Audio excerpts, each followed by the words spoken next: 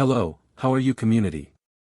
Thank you for being on a new account, listening to one more episode of Stories of the Night, one more edition of your channel built with the stories that you do us a favor of sharing with us.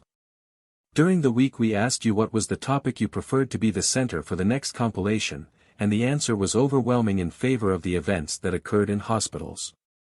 The reasons are obvious, and it is that hospitals are places with a very large emotional load, with a load of sadness, illness and death. Many times they are simply a place of passage, if we are lucky, from which we are going to recover and return home, but it is not like that for all the people who, unfortunately, have to visit them. We move on to the first story of this compilation. Put on your headphones, go for a coffee, and if it scares you a lot, remember that there is always a safe space down there in the comments section. You are listening to Stories of the Night. I am going to share with you one of the strangest experiences of my life, something that the people closest to me and some members of my family already know. It all happened when I was 6 years old and we were involved in a rather strong accident on a road in Sinaloa. I was asleep in the arms of an aunt who was barely 16 years old. Further back in the same truck were other uncles. Suddenly the bus at some point suffered a serious accident, it turned over, it left the road. I woke up full of pain when a doctor was attending me. I was outside the bus and I did not know how I had gotten there, and I saw a lot of pain around. I saw people who had died. For some reason I asked for my mom, although she was not going in the truck with us. At that moment I could not say who I was going with, and they did not have anything to identify me. They put me in an ambulance with another person who seemed to have gone unharmed. From what I understood later, the hospital in the nearest town was filling up with all the seriously injured. They would take me to the very small clinic in another little town a few kilometers away. When we arrived, the place looked more like a store by its size than a clinic, and it took a few minutes for a doctor who seemed to have been asleep to come out to open our door. Apparently there were not many emergencies there. He checked the man who was going with us and then he left in a patrol that passed through him. He wanted to go back to the accident site. The doctor checked me, and when they told him how they had found me, he was surprised that I had such mild bruises. A police officer who almost arrived with us, asked me for my name and asked me who I was traveling with. He told me that he would find my family and that he would try to rest. The doctor stayed with me a little longer and took me to a room. He told me that the only thing he could offer me was a place in one of those beds for me to sleep until someone came back for me. Without saying anything, I went up to the bed that was next to the door and he closed the room. Apparently he did not turn on the light so as not to wake up the woman who was sleeping in the background, 2 beds away from me. I was very scared. I was afraid for my family, but soon I stopped thinking about me, because the woman began to cry. I was embarrassed to ask her what she had. She was just crying. By the light that came in from the corridor I managed to see her from behind in a fetal position, with her blue hospital robe. I was about to fall asleep when I heard a conversation in the corridor. For some reason it made the woman cry louder, almost as if she wanted to be heard. The conversation fell, but the woman continued to cry. I had already turned towards the wall, but I was a little worried about the woman. I turned towards her and saw that she was sitting on the bed. It was dark but I could recognize her silhouette without problems. She turned her head towards me. For some reason it was a shame for me to notice that I was seeing her cry and I closed my eyes at that moment. I wanted to pretend that she was sleeping. Then she fell, stood up, and I heard her bare feet running to the bed next to me. In fact, she shrugged a little when she got up and lay down there. I heard her breathing very close to me and then she began to cry again. She was crying very close to me. The blankets were not so close to each other, but I felt that she was doing it a few centimeters from my face. Then she turned around. I heard how the blanket was moving. She had turned her back on me and then I opened my eyes for a moment. There she was lying on her back. She could only see her wavy, long hair and that blue robe. But then her cry became stronger and stronger, and now with complaints of pain. I asked her if she was okay, but she didn't answer me, and outside again, 2 people were talking. I got up and went out to the corridor to ask for help. Maybe they were doctors, I thought, but I didn't see them. I walked a little and reached the reception. It was completely alone, closed. Then I went back and went to the bottom of the corridor. There was an open wood door, some snoring came out from inside. I opened it and turned on the light. The doctor was sleeping in a place and stopped snoring when he noticed that the room was lighting up. He turned to me and asked me if I was okay. "The lady keeps crying," I told her. "It seems that something hurts a lot." He got up, took the blanket with which he was covered and accompanied me back to the bedroom. When we arrived, he turned on the light and there was no one. He just told me, "I'm going to sleep here, we're going to sleep with the light on, okay?" It was the only thing he told me and I, in my innocence, understood. I lay down on the bed, looking at the wall and he lay down next to it. I didn't hear anything anymore, and in the morning, while we were waiting for the officer who had said that he would come for me, he just confirmed to me that there was no one else in the clinic with us that night. My uncles were beaten but well, my youngest aunt was the one who suffered the most injuries for having protected me, but thank God she also recovered very soon. It took me months to tell you what happened to me that night, in that place. My grandmother, may she rest in peace, had many health complications, diseases, during her last years of life. I remember that I was one of the few granddaughters old enough to visit her in her bed, at least for a little while when she was hospitalized. Sometimes something very strange happened, that my dad and my aunts checked her for the delusions that her illness produced, but I'm not so sure. When she was alone in the room, where there were 2 other beds, she called the nurse telling her that a lady was floating around the room, that she was just above her, looking at her from the ceiling. The nurse didn't pay much attention to her, although she did tell us when we went in to see her, perhaps to prepare us for the hallucinations and the meaningless words she could tell us. When we entered, there was already an older lady in the bed next door, a family member and a nurse were also with her. As I told you, the others didn't pay attention to her, but I did ask her about it, although they warned me not to. I took the opportunity to ask her when one of my aunts left the room to let someone else pass. Here comes what caught my attention the most. When she described the woman to me, she said that she was a very, very dark lady, with chubby hair, fluffy, like black, absolutely white. At that moment another aunt arrived and asked me to leave so that someone else could enter. I said goodbye to my grandmother and left, and when I went to the waiting room, the nurse who was in the bed next door, a very, very young girl that I had not seen before, so young that in fact she looked almost my age, I could not help but listen to what your grandmother told you. Don't take it the wrong way, but can I tell you something? I said yes.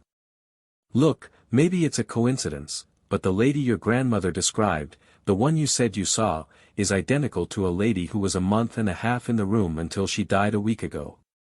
For a moment I thought that your grandmother would have seen her in life and that now she was hallucinating with her, but I just confirmed here in the record, the lady died several days before your grandmother arrived. I was silent, I did not know what to answer, and I think the nurse realized that perhaps she had mentioned details that did not well. She told me, "I just wanted to share it with you so that you do not think that your grandmother is going crazy or anything. Many things happen to us like this in the hospital, and how good that you believe her." My grandmother lived for several more years and never again told something strange or had hallucinations. She was always sure that what she had been seeing in that room was real. My story happened in a small hospital in the town of my wife's parents a few years ago when she suffered some complications during her pregnancy.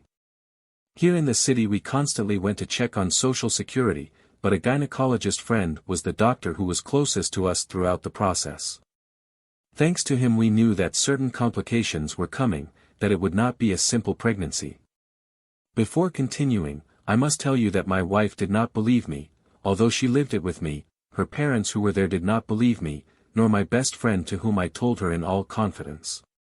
They are the only people I dared to tell.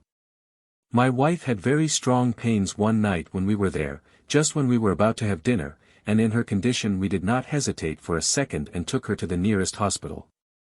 They took a long time to attend to her, but eventually a doctor who could control the pain and reassure others checked her.